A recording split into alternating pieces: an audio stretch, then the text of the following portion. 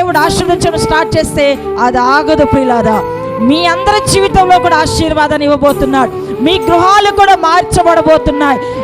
మీ అందరికీ కూడా ఈ లోక ఐశ్వర్యము, ఆత్మీయ ఆశీర్వాదము ఆయన ఇవ్వబోతున్నాడు. దేవుని యొక్క సన్నిధానంలో నీవు కారులో వచ్చినా కూడా ఎంత మాత్రం ఆశ్చర్యం లేదు. ఎందుకంటే అంతగా దేవుడు దీవించబోతున్నాడు, అంతగా ఆశీర్వదించబోతున్నాడు.